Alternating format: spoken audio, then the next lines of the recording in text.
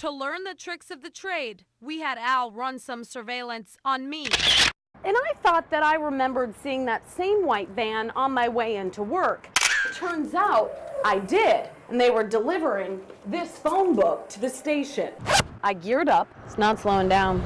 If you think there might be something wrong with the ATM, police say trust your gut and don't use it. It's a good reminder. I'm going to show you a little video here from Moorhead Public Schools. Now, they have cameras on their buses, so you can see here from the bus driver's perspective of a car who comes by while the stop arm's down on the bus and drives right past. And then you can see just seconds later in the upper left-hand corner, some kids who got off that bus and the car just barely missed them. It's dangerous. You want to make sure when you see those buses out there that you're stopping for them. Police say that they issue hundreds of those tickets every single year to people, so make sure that you're being careful and watching for kids and slowing down out there as school starts. It started here at the Countryside Trailer Park. Police spotted a wanted man and tried to arrest him, but he took off running across 25th Street. I'm about a block away, so you can't see the magnitude of what's going on behind me. We're told that more officers have been called out here, possibly the bomb squad and a bearcat. Llama, llama, red pajama, listens quiet for his mama. Shh. Once upon a time, adoption was something families weren't exactly open about. Little llama, don't you know? Mama llama loves you so. However, that narrative is being rewritten by families like the Andersons. Feels alone without his mama. Kim and Brandon love telling their story, and hundreds of people like following along with the online version. Almost 2 years ago, they adopted Kinsley after finding the birth mom on Facebook through their adoption page. But the process wasn't as picture perfect as it seems. It's a scary process choosing adoption. I mean, it was something that we never had planned for ourselves. And so when we chose it, one of the things, again, that they said is, do your own outreach. You'd be surprised what birth mothers will find in you. And so we just put ourselves out there, and we're generally private people. And so putting ourselves out there was really difficult. Kinsley's birth mom wasn't the first to appear in their inbox. It was a young, attractive woman, probably in her early 20s, that started messaging us. They talked for hours, exchanged pictures, and soon asked Brandon and Kim to be the adoptive parents. We entertained the idea because what other choice did we have, really? If we didn't entertain it, we might be losing out on, potentially expanding our family. Thankfully, Brandon noticed something was off with the ultrasound picture. This is the one she sent us, and this is from the Google search. So I found the same exact picture. I mean, you can tell that it was the same thing. When you sent that, it was like, well, that's obviously not your picture. This is a picture from 2009 on YouTube. So they did a bit more digging. He was actually impersonating somebody else using her name and picture. And so I found that, and it didn't match up with the story that she was giving us.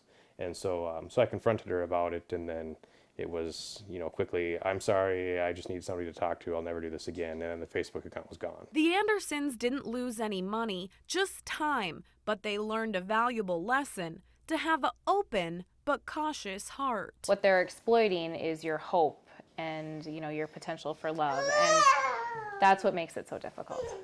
Because you have to trust somebody, and so they're exploiting your weakness to try to get something out of you. While using social media comes with risk, they had to take that risk, or else they wouldn't have found their daughter, Kinsley. We're so grateful to her birth family and to her birth mother for reaching out to us on that same Facebook page a few months later. And soon, go by scooter, go by skis. They're going to take that risk again. Stop, dog, stop, the light is red. To give Kinsley a brother or sister and a storybook ending. In Fargo, Nicole Johnson, Valley News Live. I'm gonna do the bop, bop, bop, bop.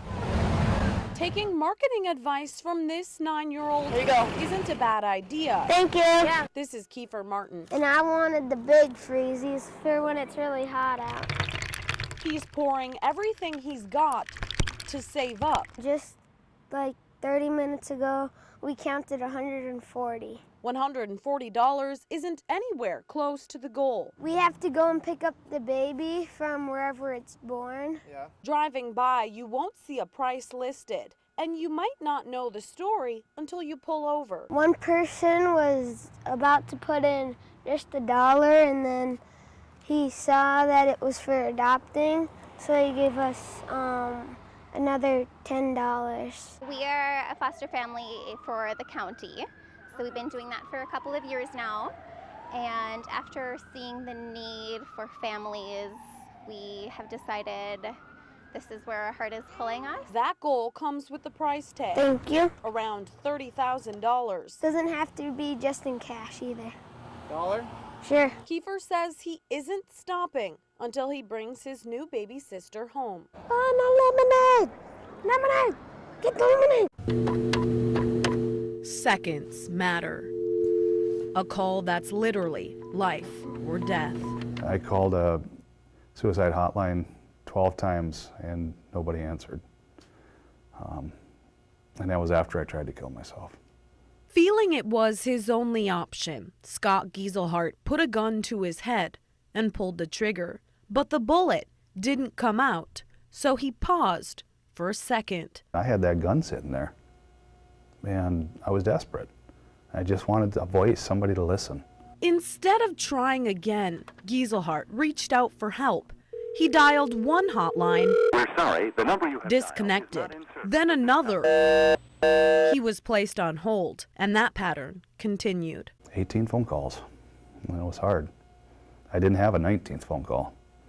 18, and that was it. And I would have probably ended up doing it again, trying. He finally got someone on the other line, someone who led him to help that gave him his life back. I could start seeing in color again. Years later, Gieselhart, a volunteer firefighter, speaks openly about his PTSD and advocates for others. But he's still racking his brain trying to understand why it took so many calls before he got help. How many people call those hotlines and get put on hold, and that's the last phone call they make in their life?